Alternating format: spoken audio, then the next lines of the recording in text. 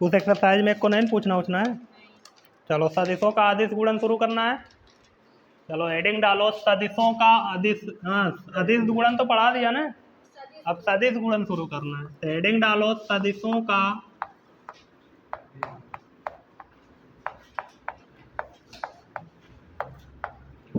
सदिश गुणन। इसमें क्या होगा कि दो सदिश लेंगे, तीन भी ले सकते हो, और उनका क्या करेंगे, सदिश रूप में गुणा करेंगे।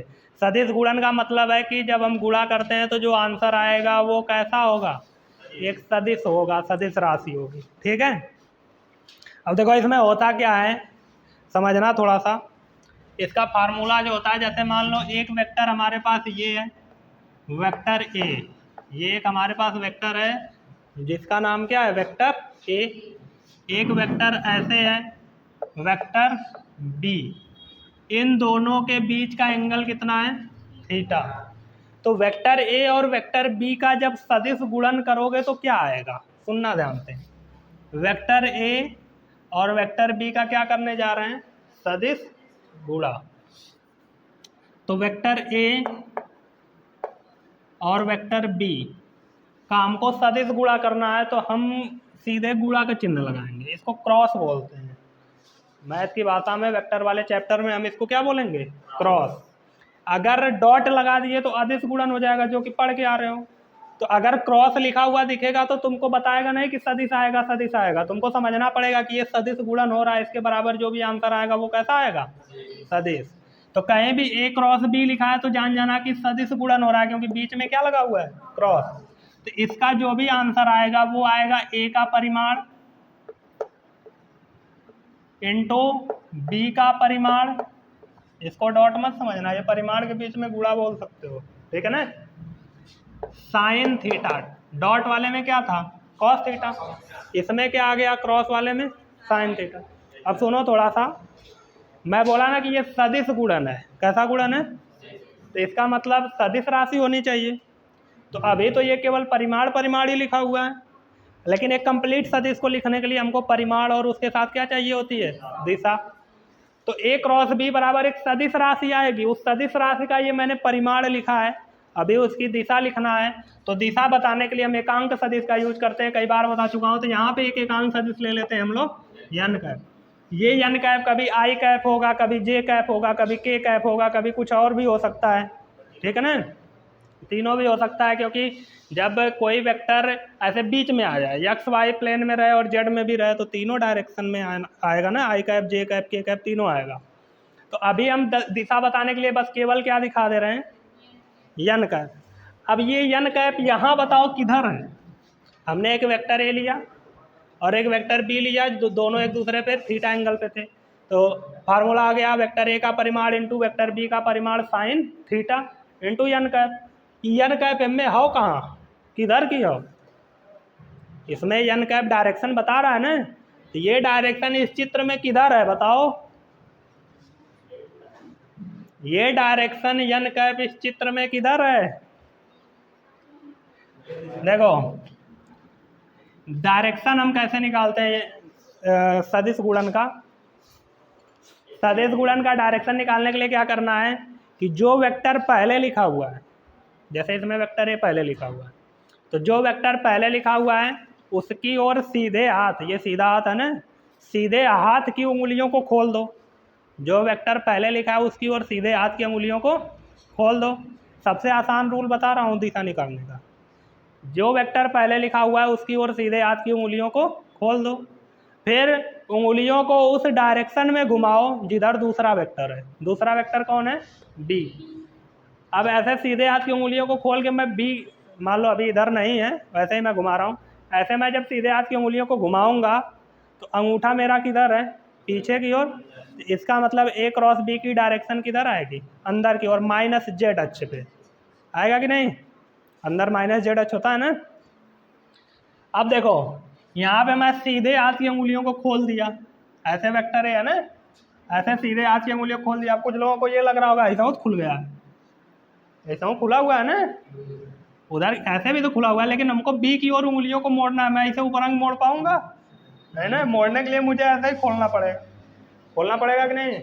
ये सीधे हाथ की उंगलियों को खोल दिए, बी ऊपर है, ऐसे बी को मोड़ा, अंगूठा किधर आ रहा है, इधर बाहर की ओर, इसका मतलब प्लस जेड एच की ओर, ऐसे बाहर की ओर एन कैप की डायरेक्शन है कि नहीं।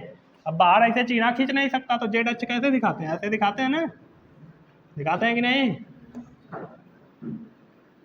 ये जेड एच है, मतलब के कैप है, मान लो जेड एच की डायरेक्शन को किससे दिखाते हैं, के कैप से। तो यहाँ पे एन कैप किधर है, के कैप की ओर, ठीक है ना।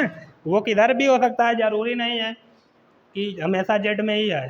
समझ में आई बात। डायरेक्शन कैसे निकालना है, सीधे हाथ की उंगलियों को उस वेक्टर की डायरेक्शन में खोलना है जिधर जो पहले लिखा हुआ है, फिर जो दूसरे नंबर पे वेक्टर लिखा हुआ है जिसके साथ क्रॉस कर रहे हो, सदिश गुणन कर रहे हो, उसकी ओर उंगलियों को मोड़ देना है, अंगूठा अपने आप जिधर रहेगा उधर की डायरेक्शन आ जाएगी। समझ में आया। तो डायरेक्शन निकाल लोगे कि नहीं। हाँ,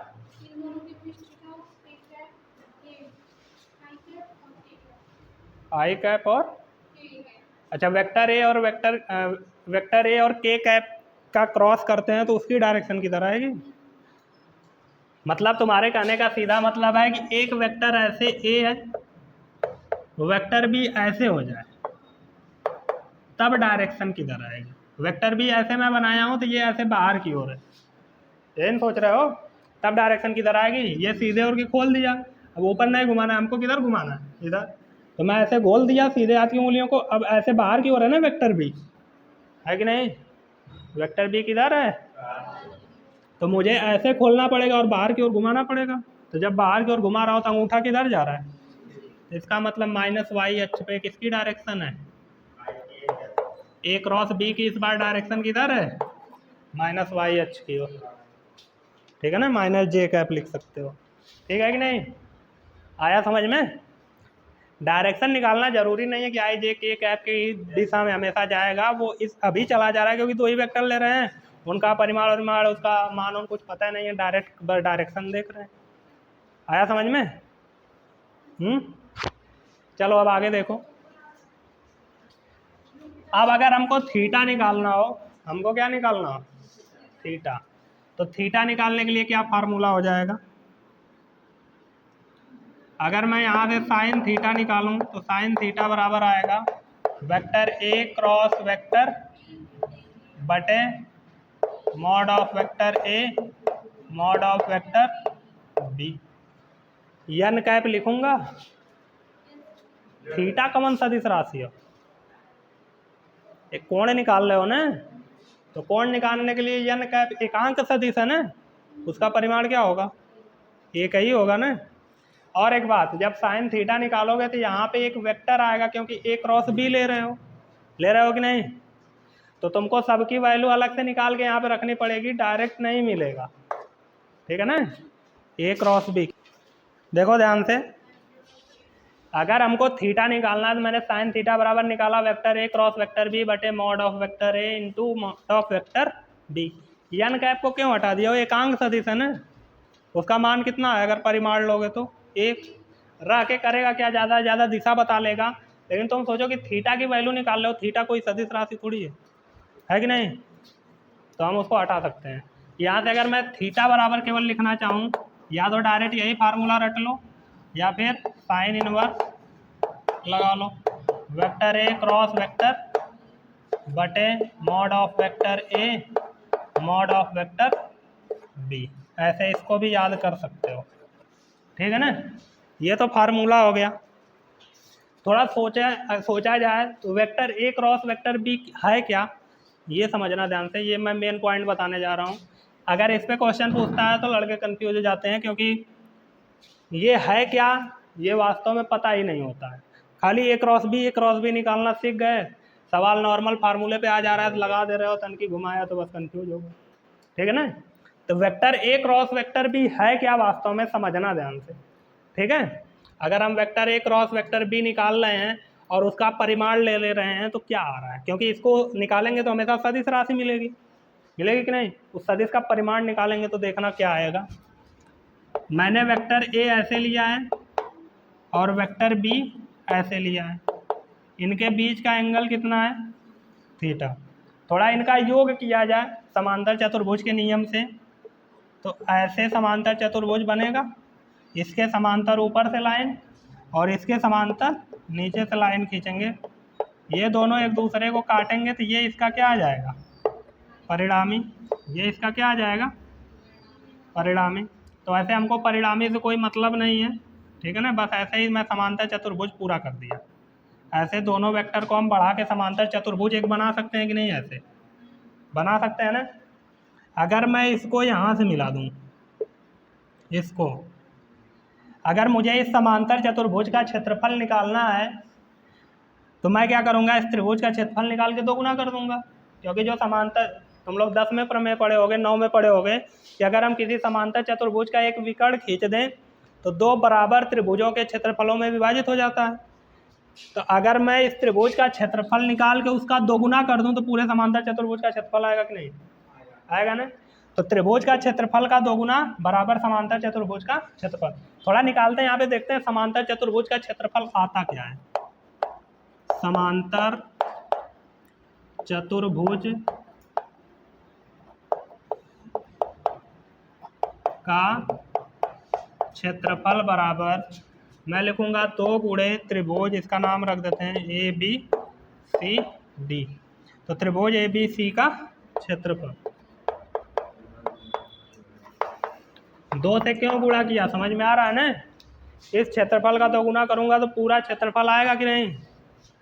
तो अब समांतर चतुर्भुज के क्षेत्रफल को A नाम दे देते हैं, कैपिटल A मतलब एरिया, ठीक है, बराबर 2 इंटू त्रिभुज का क्षेत्रफल होता है 1/2 गुणे आधार गुणे ऊंचाई।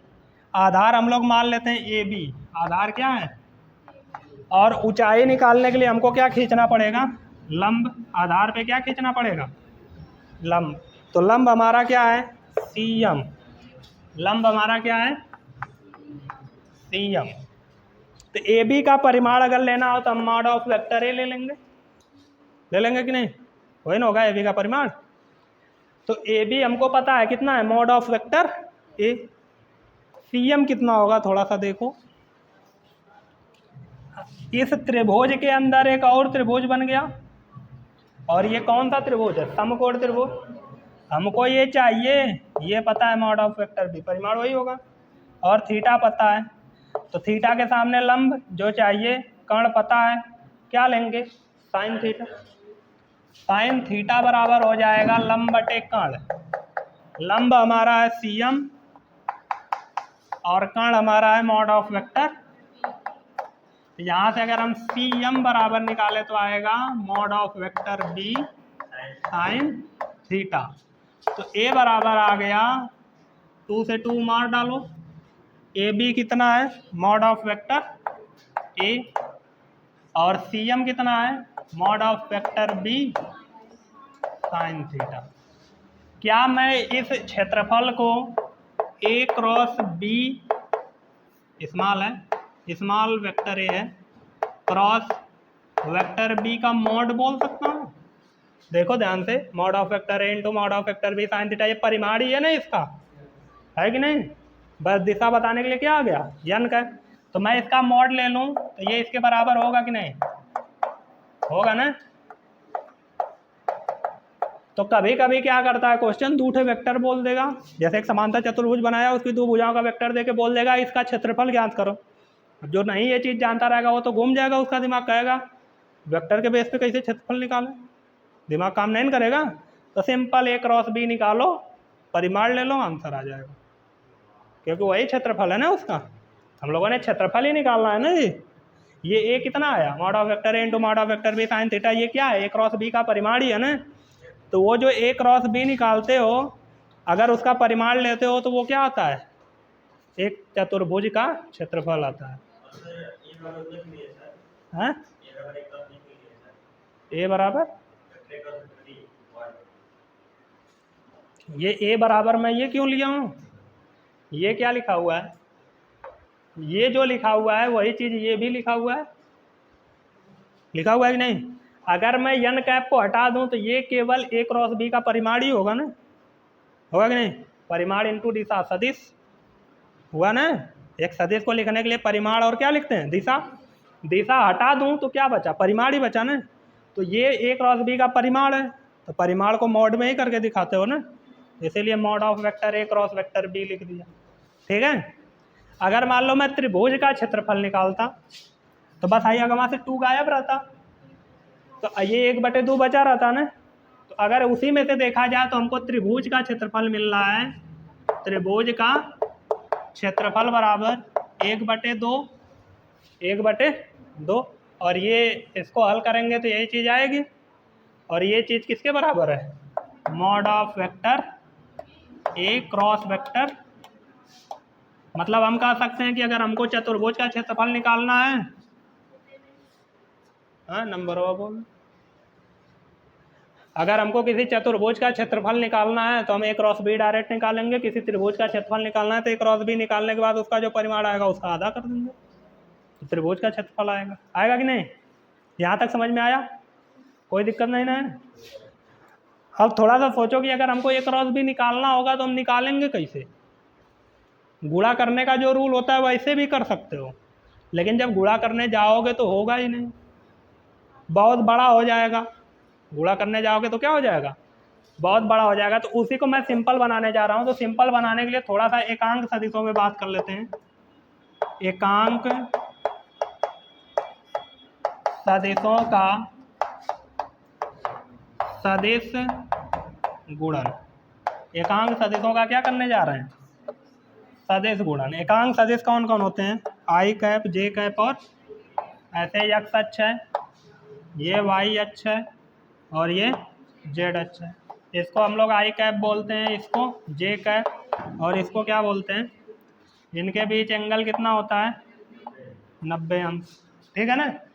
अगर मैं कहूँ कि बताओ आई कैप क्रॉस आई कैप कितना होगा, या जे कैप क्रॉस जे कैप कितना होगा, या के कैप क्रॉस के कैप कितना होगा, तो किसी भी वेक्टर का उसी वेक्टर के साथ क्रॉस प्रोडक्ट ले रहे हो तो इसका परिमाण इंटू इसका परिमाण जो कि 1 होगा। फिर साइन थीटा, थीटा की जगह क्या रखना होगा, 0, क्योंकि इसी का इसी के साथ कितना एंगल बन रहा है, 0, साइन 0 का मान 0। तो दिशा उसा कौन जरूरत हो यहाँ, क्योंकि क्या हो गया कुल, तो मतलब उसका उल्टा हो गया कि नहीं, डॉट वाले का। डॉट वाले में 1 आता था, क्रॉस वाले में क्या आ गया, 0। उसी का उल्टा, जब इसका आई कैप डॉट जे कैप लेते थे तो 0 आता था, इसमें आई कैप डॉट जे कैप लोगे तो 1 आ जाएगा। क्यों, हाँ क्रॉस ले लोगे तो आई कैप क्रॉस अगर जे कैप लिया जाता है, या जे कैप क्रॉस के कैप लिया जाता है, या फिर के कैप क्रॉस आई कैप लिया जाता है, तो इसकी वैल्यू कितनी आने वाली है, 1। क्योंकि आई कैप का परिमाण जे कैप का परिमाण 1 है ना, फार्मूला होता है, इस पर रखोगे आई कैप का परिमाण जे कैप का परिमाण 1, 1 इंटू 1 1। फिर साइन आई कैप जे कैप ले लो, या जे कैप के कैप ले लो, या के कैप आई कैप ले लो, एंगल कितना है बार बार 90 डिग्री, है कि नहीं। तो जब 90 डिग्री है तो 90 डिग्री का मान 1 ही होता है, साइन 90 अंश का मान। तो 1 इंटू 1 इंटू 1 परिमाण कितना आया, 1।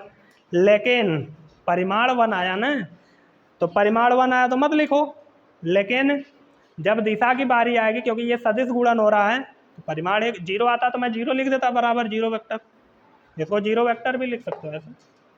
ठीक है, लेकिन इसमें दिशा भी आएगी। अगर मैं टोटल का डायरेक्ट बराबर लिखना चाहूँ तो नहीं हो सकता, ठीक है ना। तो इसका कुछ और आएगा, इसका कुछ और आएगा, इसका कुछ और आएगा, और इसका कुछ और। परिमाण सबको पता है 1 आने वाला है, क्योंकि एकांक सदिश है। डायरेक्शन निकालो, आई cap cross J cap, I cap की ओर सीधे हाथ की उंगलियों खोल दिया, जे कैप की ओर घुमाया, पवन कैप आया, 12वां की जेड अक्ष होता है ना, इसकी डायरेक्शन। मतलब अगर तुमसे कोई पूछता है आई कैप क्रॉस जे कैप तो बराबर के कैप होगा कि नहीं, जे कैप क्रॉस के कैप, के कैप यारन दिख रहा था यार, मत घुमाने लगना, ये 12वां है कि नहीं। ऐसे जे कैप की ओर सीधे हाथ की उंगलियों खोलें, के कैप की ओर घुमाए, तो क्या आया, आई कैप। इसका मान कितना आएगा, आई कैप, और इसका मान उसी तरह कितना आएगा, जे कैप। एक बात और ध्यान रखना कि इसमें क्रम बदला तो चिन्ह भी बदलेगा। आई कैप क्रॉस जे कैप अगर के कैप है तो जे कैप क्रॉस आई कैप के कैप नहीं होगा, माइनस हो जाएगा। घुमा के देख लो, आई कैप की ओर उंगली खोल के जे कैप की ओर घुमा रहे थे तो बाहर की ओर अंगूठा आ रहा था। उल्टा करो, जे कैप की ओर सीधे हाथ की उंगलियों को खोल दो और आई कैप की ओर घुमाओ, अंगूठा अंदर गया कि नहीं, अंदर माइनस जेड अच्छा होता है। तो जैसे ही क्रम बदले तो आगे क्या आ जाएगा, माइनस आएगा। डॉट वाले में बड़ा आसान था क्योंकि अदिश राशि मिलती थी, क्रम उरम देखना नहीं था। इसमें क्रम देखना पड़ेगा तुमको, क्योंकि तनकी से इसको आगे पीछे किए तो क्या आ जाएगा, माइनस। समझ में आई बात, क्योंकि सीधे सीधे डायरेक्शन क्या हो जा रही है, बदल जा रही है। परिमाण है तो किधर जिधर मन तिधर डायरेक्शन लेके गुणा करो, परिमाण का गुणा करोगे वही चीज़ आएगा, लेकिन डायरेक्शन बदलेगी तो डायरेक्शन बदलने के कारण क्या लगाना होता है। अब इसमें ध्यान से देखना कैसे पता चलेगा कि माइनस आएगा कि नहीं आएगा। तो आई के बाद जे आता है, जे के बाद के आता है, के बाद वापस आई आता है। अगर मैं बोलूँ आई कैप क्रॉस के कैप तो आई के बाद तो जे आता है, तो मैं कुछ गलत बोला ना, आई कैप क्रॉस के कैप तो समझ जाना कि बीचों में गायब कर दिया, उल्टा बोल दिया हो तो माइनस लगा देना। आई कैप क्रॉस के कैप बोला कि नहीं, इसी को उल्टा करके बोला था ना। अगर मैं आई कैप बोला तो जे कैप अगर बोलता हूँ तभी धनात्मक आएगा के कैप, ठीक है ना। अगर मैं आई कैप के बाद के कैप बोला तो समझ जाना कि क्या आने वाला है, माइनस, क्योंकि जे को क्या कर दिया, गायब कर दिया। समझ रहे हो ना। अगर मैं के कैप बोला तो उसके बाद अगर आई कैप बोलता हूँ तब प्लस जे कैप आएगा। समझ में आई बात, क्योंकि के बाद फिर वापस कहाँ आते हो। तो क्रम ध्यान रखना, आई जे फिर जे, आई जे फिर जे के फिर के आई। समझ में आई बात, फिर वापस उल्टा जाओगे तो आई जे फिर जे के फिर के आई, ठीक है। समझ में आया कि नहीं। अब चलो आ जाओ, गुणा करने के बाद क्या आएगा देखते हैं। वेक्टर ए बराबर मान लो दे दिया x1 आई कैप प्लस y1 जे कैप प्लस z1 के कैप, और वेक्टर बी बराबर दे दिया x2 आई कैप प्लस y2 जे कैप प्लस z2 के कैप, ठीक है। ये दे दिया। अभी तो नॉर्मल कर रहे थे, परिमाण दे देगा, गुणा कर लोगे, डायरेक्शन निकाल लोगे, इसे हाथ हाथ घुमा के आंसर आ जाएगा। लेकिन अब क्या करना है, इसमें एंगल नहीं दिया रहेगा। इस तरीके से जब भी करना होगा थीटा देगा तभी ना कर पाओगे, लेकिन जब थीटावा नहीं देगा तब क्या करोगे, तब ए क्रॉस बी निकालो।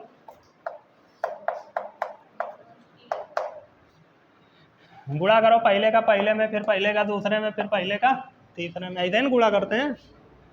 तो x1 x2 आई कैप क्रॉस आई कैप, क्रॉस लेना है,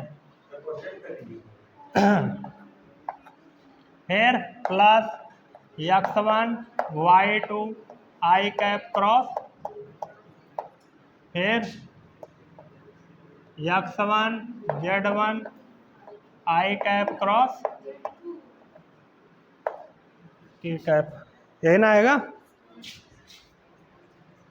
फिर प्लस इसका यहाँ करेंगे y1 x2 जे कैप क्रॉस आई कैप, गुणा ऐसे ही में करते हैं, पहले का पहले तीनों में करेंगे, फिर दूसरे का तीनों में, फिर तीसरे का तीनों में। मैं इसी को सॉर्ट करने जा रहा हूँ ताकि बार बार ऐसा नहीं करना पड़े, ठीक है ना। तो ध्यान से देखो, अब y1 y2 जे कैप डॉट जे कैप, आदेश में जैसे जुगाड़ लग जाता था ना आसानी से, वैसे इसमें नहीं लगेगा, ठीक है ना। जैसे आदेश गुणन में जुगाड़ लग जाता था, छोटा सा हो जाता था, x वाले का x के साथ कर लो, y वाले का y के साथ कर लो, z वाले का z के साथ कर लो और आंसर आ जाएगा। इसमें वैसा नहीं होने वाला, इसमें तनी से मेहनत लगेगी, लेकिन समझ जाओगे तो फिर आसानी लगेगा। बस इतना बार बार नहीं देखना पड़े, इसलिए मैं थोड़ा सा बता रहा हूँ। देखो y1 z2 जे कैप क्रॉस के कैप, प्लस अब इसकी बारी z1 x2 के कैप क्रॉस आई कैप, फिर इसका इसमें करो z1 y2 के कैप क्रॉस के कैप, फिर प्लस z1 z2 के कैप क्रॉस अब इसमें देखो आई कैप क्रॉस आई कैप जहाँ होगा वहाँ क्या रखोगे, जीरो, मतलब सेम वाला वेक्टर जहाँ है वहाँ क्या कर लो, जीरो। तो ये जीरो हो जाएगा, ये जीरो हो जाएगा, और ये तीन टे इस बार जीरो हुआ कि नहीं। उदैया यह कुल एक हो गया था और कुल जीरो हो गया था, बड़ा आसान हो गया था। इस बार तीन टे बस जीरो हुआ है। एक ये जीरो होगा क्योंकि आई कैप क्रॉस आई कैप है, एक ये जीरो होगा क्योंकि जे कैप क्रॉस जे कैप है, और एक के कैप क्रॉस के कैप वाला जीरो होगा, यहाँ पहले बता दिया गया है, ठीक है। अब देखो क्या होगा, vector A cross vector B बराबर I cap cross J cap, I cap cross J cap बराबर के कैप। मतलब हम कह सकते हैं x1 y2 के कैप, ठीक है। फिर प्लस x1 z2 आई कैप क्रॉस के कैप, जे गायब है बीचों में से, जे गायब है ना, तो जवन गायब हुआ किम में आ जाए, तो माइनस यहाँ कर देता हूँ, प्लस y1 x2 माइनस के कैप, तो ये क्या हो जाएगा, फिर वो तो जीरो हो गया, जे के क्रम सही है, क्रम सही है ना, y1 z2 आई कैप माइनस हो जाएगा क्योंकि के बाद, हाँ सही था, के बाद आई तो आएगा, तो z1 x2 आई जे के जे कैप, ये माइनस हो जाएगा ना, z1 y2 I cap, to नहीं लिखा। चलो अब आई कैप कहीं कॉमन मिल रहा होगा, कहीं जे कैप मिल रहा होगा, कहीं के कैप, कॉमन लेते हैं, vector A cross vector B common लेते हैं। कहाँ गया कॉमन वाला, पहले आई कैप कॉमन लेंगे, पहले क्या कॉमन लेंगे, आई कैप, प्लस वाला पहले आई कैप कहाँ, ये दे, y1 z2 माइनस y2, यही ना है। फिर प्लस जे कैप कॉमन लेते हैं, ये रहा z1 x2 माइनस z2, ये जे कैप मैं इधर लिख दे रहा हूँ। फिर प्लस के कैप कॉमन लेते हैं, x1 y2 माइनस x2, ठीक है ना।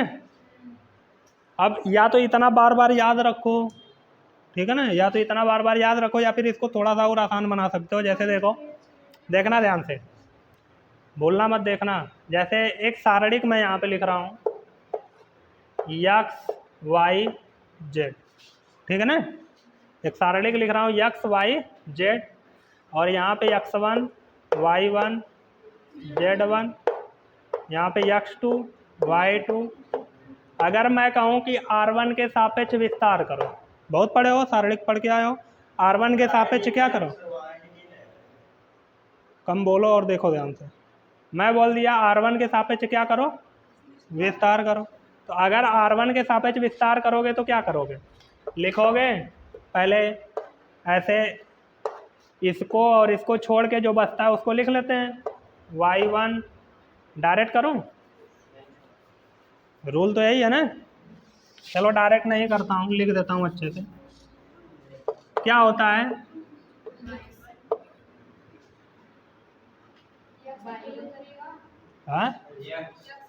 हाँ यक्स उतरेगा, यहाँ लिख लेता हूँ, ठीक है। अब y1 y2 है ना, y2 z1 z2, फिर बीच में क्या होता है, माइनस, फिर क्या लगाते हैं, y, अब y के सीध में जो आ रहा है उसको छोड़ते हैं, x1 x2, फिर प्लस z, तो z के सीध में जो आएगा उसको छोड़ेंगे, तो x1 x2 y1। थोड़ा सा इसको सॉल्व करो इधर, तो क्या आ जाएगा, ऐसे ऐसे गुणा करते हैं ना, तो y1 z2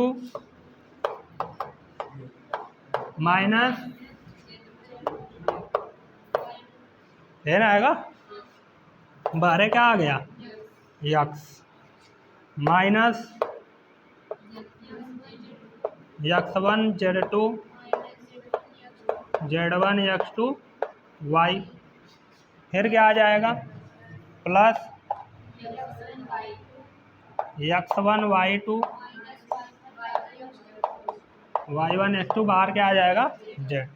अब थोड़ा सा इसको देखो, इसमें से मैं माइनस अगर कॉमन निकाल दूं तो ये प्लस हो जाएगा और ये आगे वाला क्या हो जाएगा माइनस।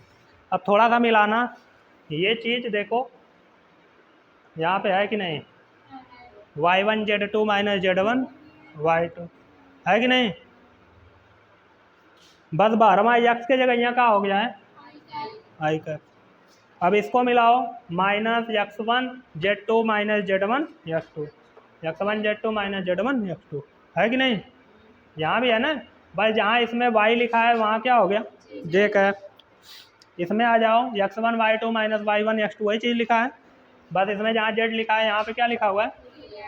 तो क्या मैं इसी चीज़ को अगर सॉल्व करके ये चीज़ लाया हूँ तो इसको वापस इसके जैसा लिख सकता हूँ कि नहीं, लिख सकता हूँ ना।